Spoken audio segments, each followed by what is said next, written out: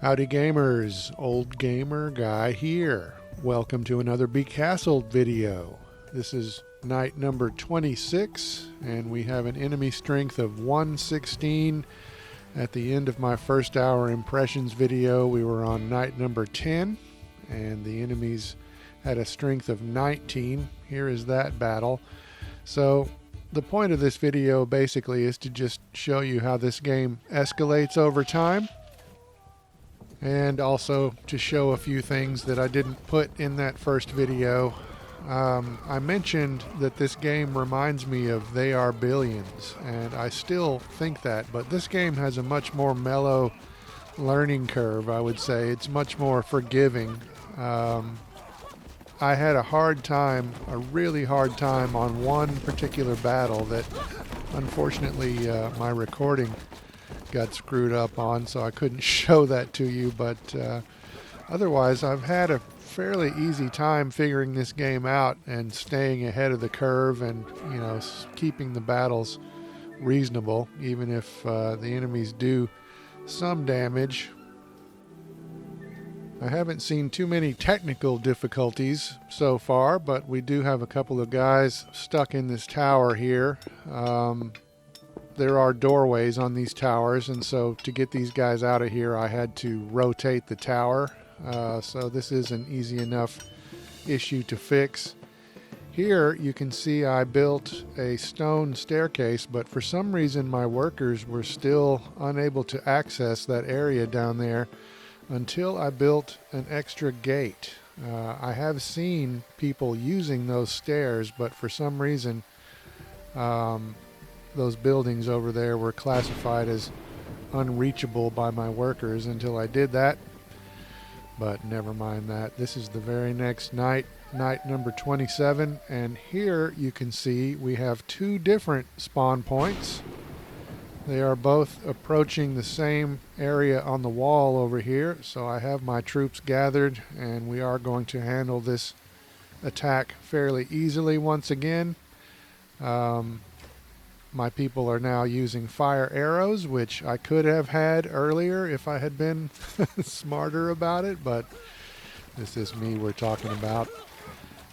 Don't pay too much attention to my strategy, but happily we are going to win this battle. I'm not really sure why my trebuchet stopped firing. It says that I have plenty of ammo up there, but yeah, there are still things about this game that puzzle me, but I am really enjoying it.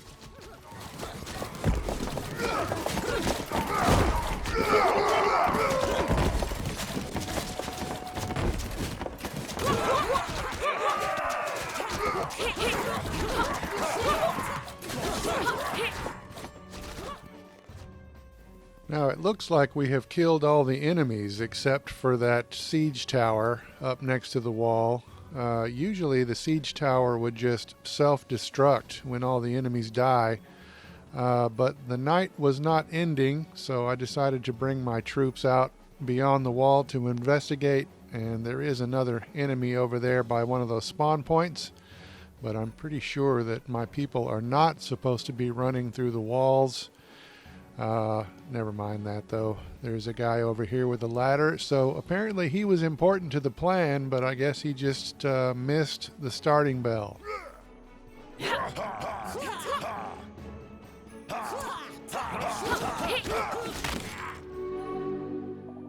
So there are some minor little quirks like that in the game, and I have had 2 crashes at this point. But for the most part I am really enjoying this. Here I am looking for where the next enemy attack is going to come from. You can see these towers here with 100 enemies apiece. Those things don't really do anything. Here's where the next attack is coming from. If I hit up on the digital pad I can see the pathways, and this time the 2 enemy groups are going to split up, so I need to make some ballistas or trebuchets or whatever and put them on top of the towers. So here is my siege workshop, and I'm going to get some guys working on a trebuchet. They do cost quite a bit of sunstone. That's usually my stumbling block in making more of these things. But now my little guys are going to get to work. Here you can see that the individual soldiers actually level up, and I didn't realize that at all in my first hour, so I wanted to point that out. But when the siege workshop is done with my ballista or trebuchet, then I can easily add it to the tower over here. You can see I'm running in the slow motion speed right now, and I'll show you another little quirky thing about the menus, because when you're in slow motion like this and you go to upgrade your buildings or any sort of a thing where you're holding the button down, that interaction is actually in slow motion while I am in this slower speed over here. So I thought that was an interesting little quirk, but never mind that. It's time for the attack. You may have noticed that both of these spawn points said 63 for their power level, but now they say 71. So that number is not always accurate. You don't always know what's going to happen, but never mind that. I'm bringing my swordmen out to protect these houses. The other enemy groups are going that way. They're destroying a farm over here. I completely left my pikemen standing next to the wall, so now they're going to get involved in the battle. So yeah, don't pay too much attention to my stupid tactics, but once again we are going to win, so enjoy the battle.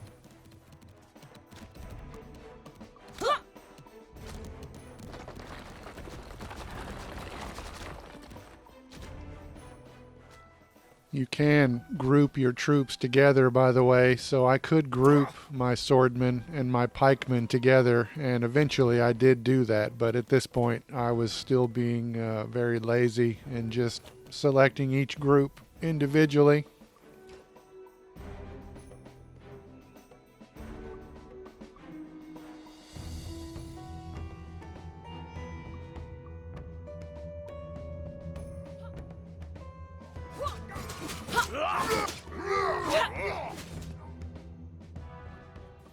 You can see that not all enemies spawn at the same time, which does make things a little easier. It also, of course, makes it easier knowing where they're going to be coming from and which way they're going to attack. So those are advantages that you don't have with They Are Billions that make this game, I think, noticeably easier. But I mentioned those towers. There's another one there next to these spawn points. And I said they don't really do anything, but I think the main point of the game is to just destroy those towers. There are 4 of them at the beginning. All of these attacks that I've shown you have been just normal attacks, but every so often you do get a blood moon attack, which is stronger. And if you destroy one of those towers, then the next night is automatically a blood moon battle, and it's automatically a little bit stronger even. So yeah, the one that I had, I destroyed one of those towers. It triggered a blood moon the next night, and the one I had featured a large battering ram that was very reminiscent of the battering ram in Lord of the Rings, and I actually got a trophy for completing that battle. So those battles are even a little tougher than the regular blood moon battle. But speaking of regular blood moon battles, here we go. We have 2 spawn points of 107 apiece, and you are going to notice another enemy type in here. Every so often you do see new enemies show up in the mix. These guys are very tall. They've got shields with arrows sticking out of them, and yeah, they can get up on top of your wall and start clubbing your archers. So that's kind of scary, but we are going to take care of this fairly easily once again.